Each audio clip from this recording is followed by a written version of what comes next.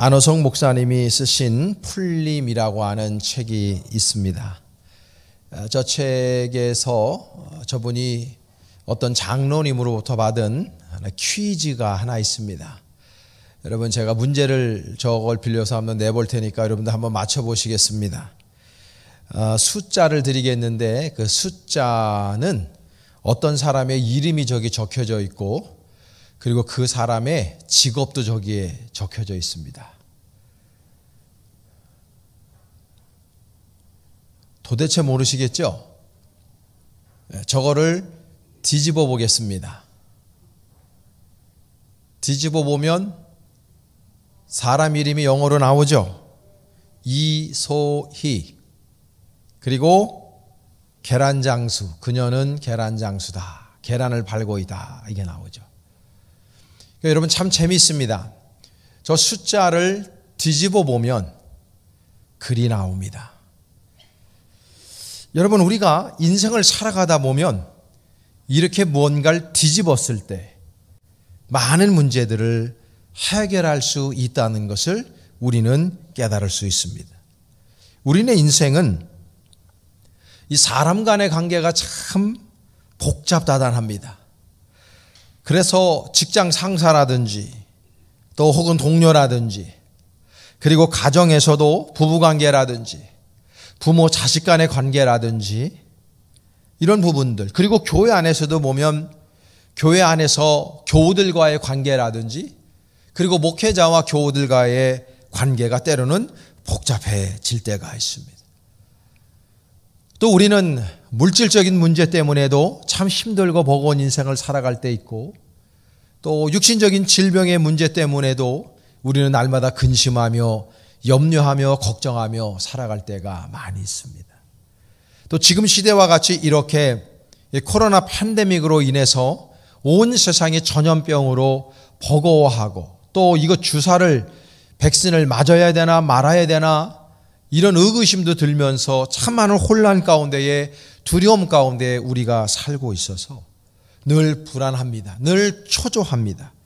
여기를 봐도 저기를 봐도 우리의 마음을 시원하게 하고 우리의 마음을 즐겁게 하고 행복하게 하는 그런 뉴스 소식들을 접하기가 매우 힘든 시절을 우리가 살아가고 있습니다. 그래서 우리들의 인생이 날마다 불안하고 날마다 뭔가에 쫓기고 있는 듯한 그런 어려움 속에 우리가 살아가고 있습니다. 성경에 나오는 인물들 가운데에서 가장 지고한 인생, 아픈 인생, 그리고 분노와 트라우마로 점철된 인생, 그리고 배신과 불신의 인생, 어찌 보면 억울함의 종합 세트로 산 사람은 단연코 요셉이 아닐까 이런 생각을 합니다.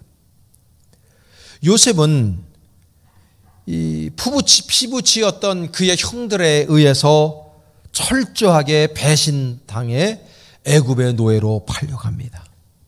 그 보디발의 집에서 노예 생활을 해야만 했습니다. 얼마나 억울했겠습니까? 그리고 이 사람이 가지고 있는 그 트라우마는 이루 말할 길이 없었을 거예요. 그뿐이 아니고 그는 억울하게 옥살이도 했습니다. 아마 요셉의 마음 안에 날마다 분노를 품고 또 품고 또 품고 그렇게 살았다면 내가 언젠가는 그 인간들에게 원수를 철저하게 갚을 것이다 이런 마음을 가지고 그가 살았다면 아마 요셉이 애굽의 총리 대신이 되는 순간에 보디발의 집안과 그리고 그 형들의 집안은 완벽하게 옛날 우리식으로 하면 삼족이 멸종을 당했을 수도 있습니다. 아마 그네들의 그 목숨이 부지하기 힘들었을 거예요. 근데 이 여호와 하나님의 위대한 종이었던 이 요셉은 그렇게 행사하지 않았습니다. 오히려 그 모든 사람들을 용서했고 하나님의 은혜와 하나님의 인도하심과 긍휼 가운데에 그 모든 것들을 신앙적인 견지로 다 승화시켜 버렸습니다. 믿음이 승리하는 모습을 요셉의 인생을 통해 우리는 바라볼 수가 있는 것입니다.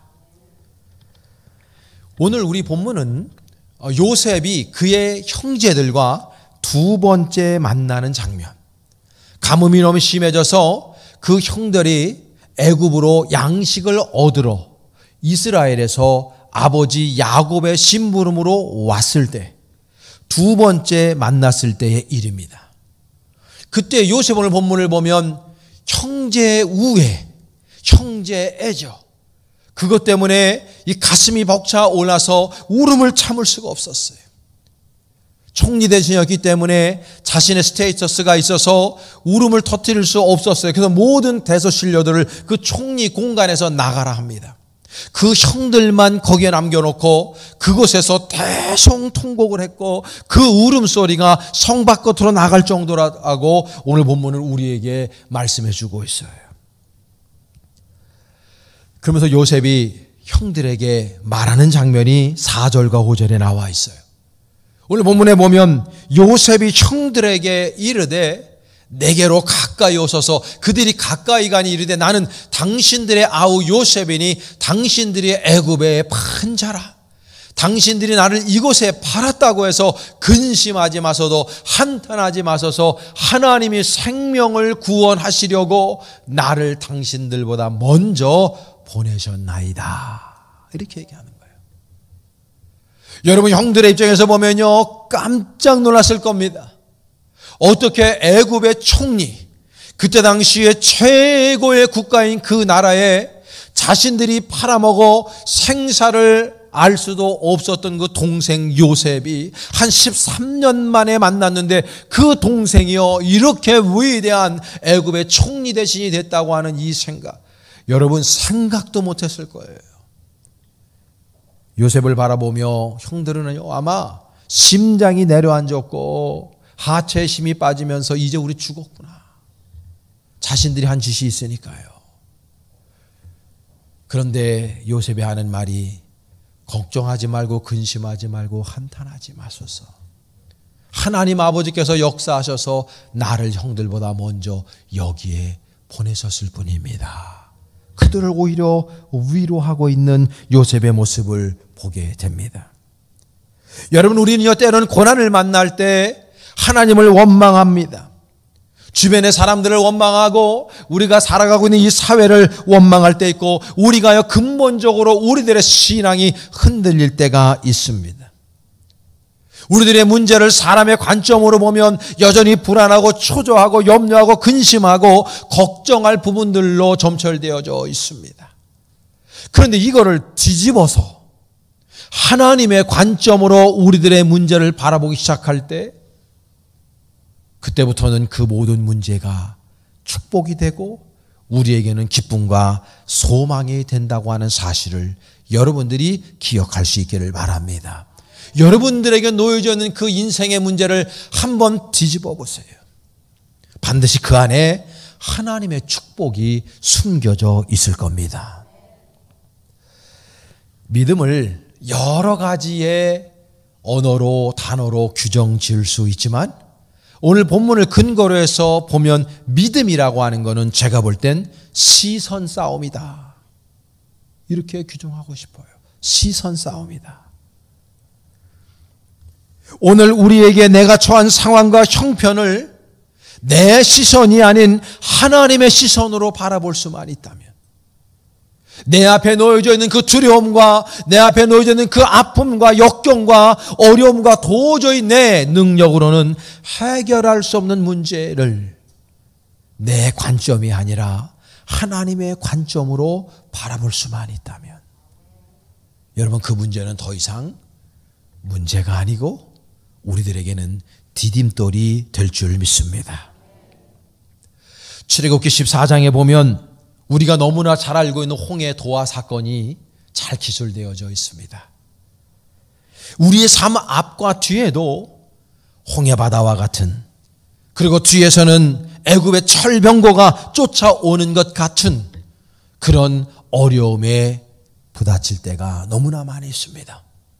그래서 내가 이럴 때 어떻게 해야 되지? 나는 어떻게 행동하고 내가 이 일을 어떻게 처리해야 되지? 아무리 생각을 하고 아무리 내가 가지고 있는 수많은 조건들을 동원해도 그 모든 문제를 해결할 방법이 없어요. 내 능력을 뛰어넘는 어려움에 처할 때 많이 있습니다. 그럴 때 우리 어떻게 해야 될까? 여러분 시선을 뒤집어서 그 문제를 하나님의 관점으로 바라보기 시작할 때 홍해바다 뒤에서 저는 애굽의 철병거가 오히려 우리들에게는 하나님의 무한하신 능력을 경험하게 만드는 기적의 조건이 될 수 있다는 것을 기억해야 합니다. 여러분 다니엘서를 보세요. 다니엘과 그 세 친구가 다니엘은 사자굴 속에 들어갔고 그 세 친구는 7배나 뜨거운 풀무불에 들어가야만 했습니다. 그것은 그네들이 해결할 수 없는 엄청난 문제 중의 문제들입니다. 내 생명을 죽여야 되는 문제들입니다. 그러나 여러분 그 사자굴 속에 들어가고 그들이 그 풀무불 속에 들어가지 아니했다면 하나님의 그 무한하신 능력을 그들은 체험할 수 없었을 겁니다. 사랑하는 여러분, 문제를 뒤집어 볼 때 때로는 나에게 배신이 있고 때로는 분노할 일들이 있고 너무나도 두려움이 있고 너무나도 염려하고 근심하고 걱정하는 일이 우리들 눈앞에 있다 손치더라도 사랑하는 여러분, 그 문제를 더 이상 여러분들의 관점이 아닌 하나님의 관점으로 바라볼 수 있는 은혜가 여러분들께 임하기를 원합니다. 더 이상 그 문제는 문제가 아니라 축복의 통로가 될 수 있음을 우리가 기억해야 합니다.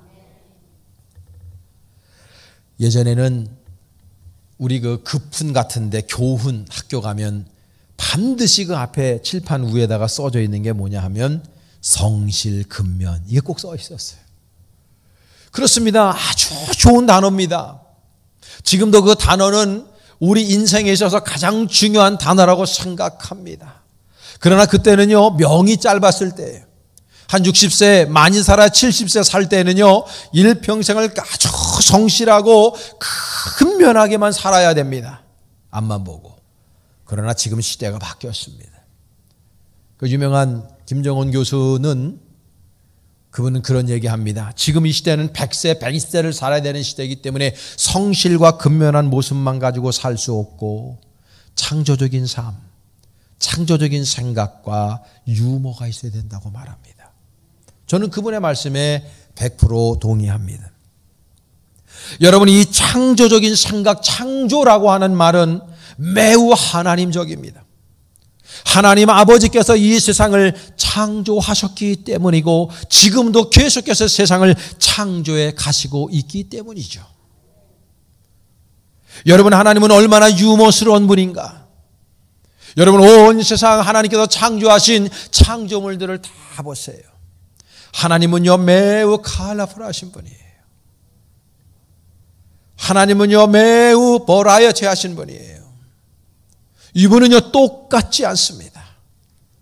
우리는요 A4 용지만큼도 안 되는 얼굴의 요 면적을 가지고 있는데 지금 지구상에 살고 있는 70억 명들이요 다 다르게 생겼습니다. 우리 교도 수백 명이 나와서 함께 예배를 드리고 있지만 여러분들의 얼굴 한 사람 한 사람이요 요 A4 용지만도 안 되는 이 얼굴이 다 다르게 생겼습니다. 물론 닮은 사람은 있습니다. 하나님의 유머입니다. 하마 보세요. 하마같이 생겼어요. 곰 보세요. 곰같이 생겼어요. 전 예전에 우리 교우들과 몇 년 전에 우간다에 갔을 때 우간다 사파리에서 한밤을 지낸 적이 있습니다. 그때 정말 요 몇 미터, 3미터 앞에서 하마를 봤습니다. 나일강에서 얘가 이렇게 올라와 가지고 그 나일강의 원류가 우간다에 있습니다. 사람들이 묵고 있는 그 리조트에 올라와서 얘들이 그 앞에 왔다 갔다 하는데요. 두려워요. 야생이니까 두려워요. 근데요, 너무 귀엽더라고, 애가. 우리 이문성 권사님은 딱 이문성 권사처럼 생겼잖아요, 저렇게. 참 신기해요. 저는 이걸 하나님의 유머라고 표현합니다. 아이들 보세요, 애기들. 얼마나 귀여워요. 하나님의 유머입니다. 그래서 여러분, 우리들이요 인생을 살아가면서 때로는 문제를 만나요. 어려움을 만나요. 그런데 그 순간에 여러분 창조적인 생각과 유머를 잃지 않기를 원합니다. 우리 안에 하나님의 관점이 생기면은요,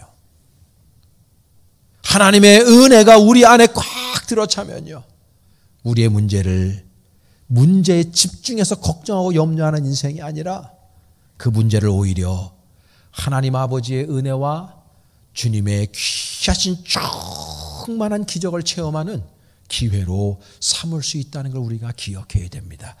여러분, 문제를 뒤집어 보세요. 그 안에 축복이 숨겨져 있습니다. 하나님은 우리가 힘들어하고 버거워하고 질질 짜면서 사는 거 원하시는 분이 아닙니다. 여러분, 로마서 8장 32절의 말씀에 귀를 기울이십시오. 자기의 아들을 아끼지 아니하시고 우리 모든 사람을 위하여 내어주시니가 어찌 그 아들과 함께 모든 것을 우리에게 주시지 아니하겠느냐. 여러분, 우리 하나님 아버지는 그분의 아들 독생자까지라도 우리를 위해서 내어주신 분입니다. 그러니 그분이 더 이상 우리를 위해서 아낄 것이 무엇이냐는 거예요. 하나님은 우리에게 그런 분입니다. 더 나아가서 예레미야 29장 11절에 또 이런 말씀이 있습니다. 여호와의 말씀이니라. 너희를 향한 나의 생각을 내가 아나니 평안이요 재앙이 아니니라. 너희에게 미래와 희망을 주는 것이니라. 하나님 말씀하고 있어요. 우리 하나님 아버지께서는 우리들에게 재앙을 주시길 원하는 분이 아니고 우리에게 피스, 샬롬, 에이렌의 그 아름다운 평안의 복을 주시는 것이 그분의 뜻이고, 그분은 우리에게 미래와 희망을 주는 것이 하나님 아버지의 뜻이라고 우리에게 분명히 이 말씀에서 밝히고 있습니다. 그러니 우리가요, 울며 불며 근심하며 불안해하며 사는 거 우리 하나님 아버지가 원하시는 모습이 아니라는 거예요. 때는 우리는 시공간에 제약을 받으며 살 수밖에 없는 인간의 몸을 입고 태어나서 살아가기 때문에 우리는 필연적으로 다양한 문제들을 만나요. 만나기 싫고 빠지기 싫은 함정에도 빠지고요, 참 힘들고 어려운 일들을 만나요. 그러나 여러분, 하나님 그분의 관점으로 그 모든 문제를 바라보시기 시작할 때 하나님은 그 모든 문제를 아름답고 귀하게 그분의 능력으로 해결시켜 주실 줄 믿습니다. 뒤집어 보세요. 뒤집어 보세요.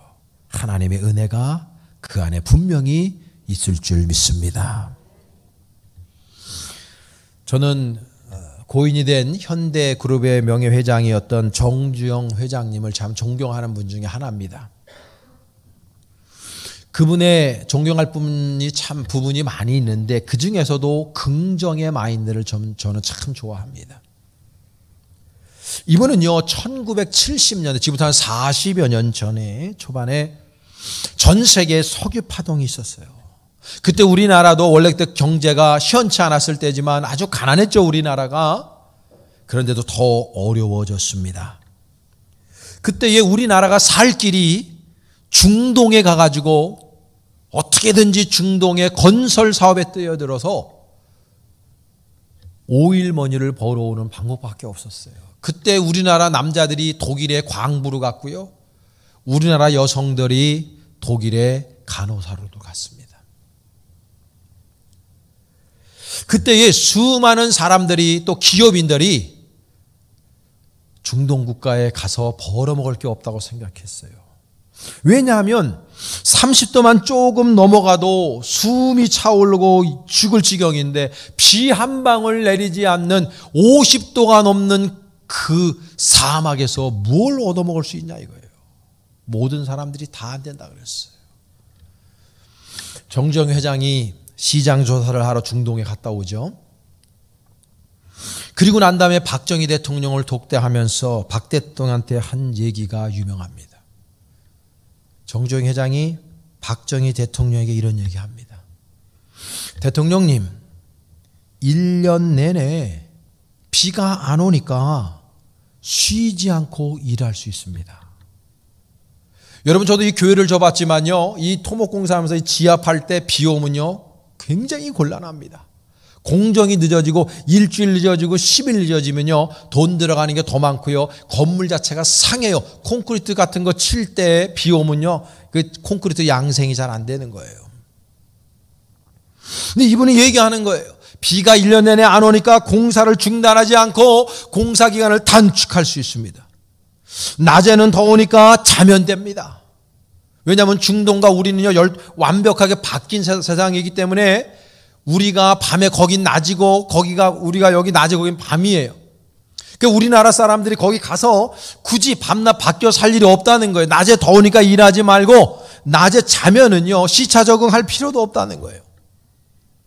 그리고 밤에 불 켜고 일하면 된다는 거예요. 시멘트 치려면은 모래가 필요한데 지천에 깔려있는 게 모래니까 모래값 들어갈 일도 없다는 거예요. 그리고 그 유조선에다가 그 탱크롤리에다가 물을 실어서 그걸 갖다 주면 그 물 다 쓰고 나면 돈 벌어서 거기다가 석유 채워서 한국으로 돌려보내면 된다는 거예요. 여러분 발상의 전환입니다. 뒤집어서 생각합니다. 모든 사람이 다 안 된다고 했습니다. 불가능하다고 얘기했습니다. 그때 정정회장은 그게 가능하다고, 그렇기 때문에 잘 된다고.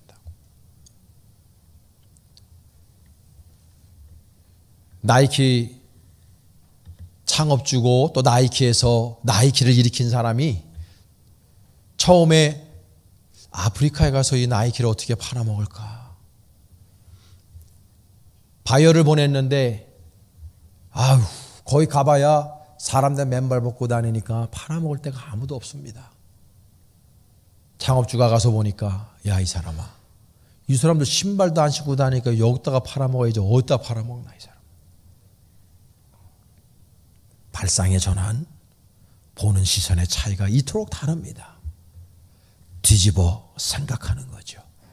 그때 당시에 정정 회장이 중동에서 벌어온 돈이 지금 환율로도 6조 원이나 됩니다. 그때 70원, 지금부터 40여 년째 6조 원의 가치는 거기에다 공을 3개를 더 붙여도 모자라지 않습니다. 여러분, 한 사람의 발상의 전환, 뒤집어 생각하는 이 모습이 우리나라의 경제를 엄청나게 살리는 역할을 했다는 걸 기억해야 됩니다. 여러분 힘드십니까? 어려운 일들이 있으십니까?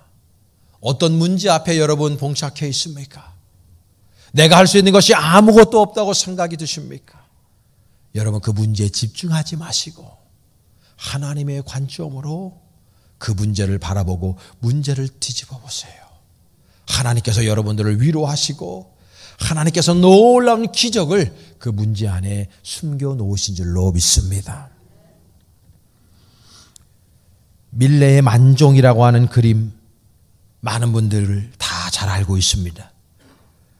이 만종이라는 저 그림은 지금 프랑스의 루블 박물관에 소장되어져 있고 제가 프랑스에 갔을 때 저 그림을 앞에서 본 기억도 있습니다. 저게 지금 프랑스의 국보급 그림이죠. 한 젊은 농부 내외가 일을 마치고 추수한 감자 바구니를 놓고 석양 속에서 감사 기도를 드리는 모습, 여러분들 지금 그림으로도 보고 계셔요. 저 그림 볼 때마다 마음이 평안해집니다. 뭔가 좀 목가적이고 나도 나이 들어 저렇게 살고 싶다 이런 걸 느끼게 하죠. 그런데 여러분 저 그림은 사실 너무나도 슬픈 스토리를 가지고 있어요.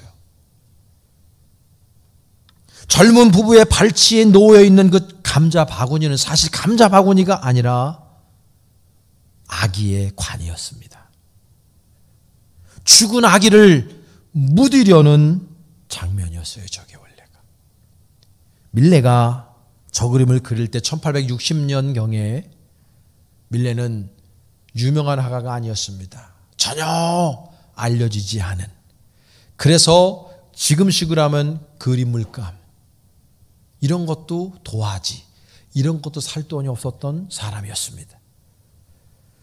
그 사람을 불쌍히 봤던 친구 하나가 1000프랑을 빌려주면서 너 그 그림 그리면 나한테 그냥 줘.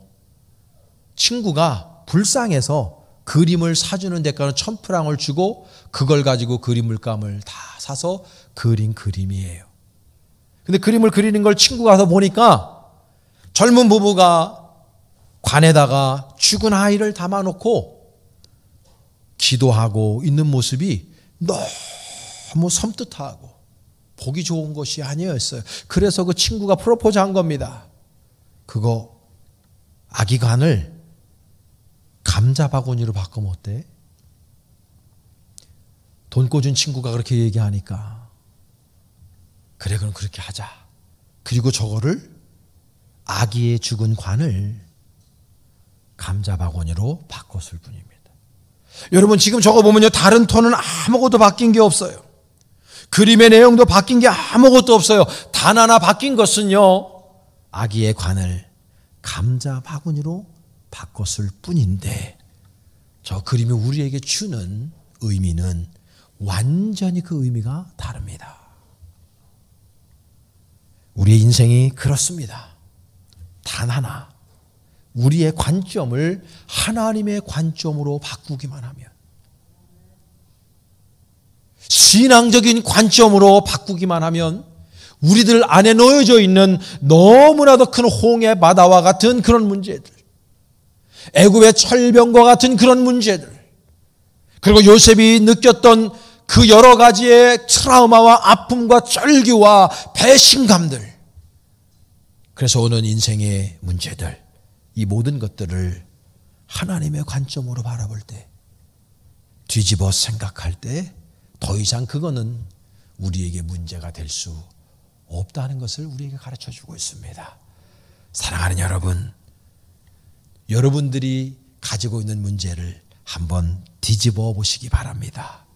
그리고 그 안에 숨겨져 있는 하나님의 아름다운 비밀, 평안, 복의 비밀, 기적의 비밀을 여러분들의 것으로 만드시기를 축복합니다. 뒤집어서 생각하셔서 날마다 기쁨으로, 예배로, 찬송으로, 그리고 간증으로 여러분의 인생을 승화시켜 나갈 수 있기를 간절히 축원합니다.